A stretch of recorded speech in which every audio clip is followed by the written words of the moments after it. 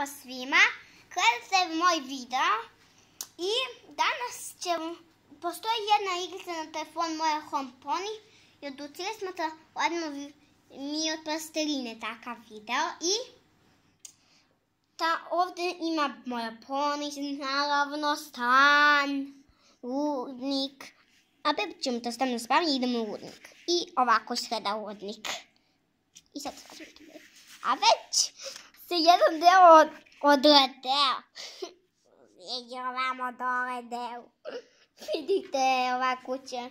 Vidite kuća je njena vrlo čarobna. Od kad se leteo podsjeti na strani dovci. Pa idem kada to. A beba već je odletela. A mi nismo ne privatili. Ajde bebicu se odgađamo. Ajde. I, o da, zaboravili smo totalno na loptu. I ima loptu. Valato. I sad da počnemo. Čup. Vidite, ono već stoji na zadnje noge. Čup. Hop. Vidite.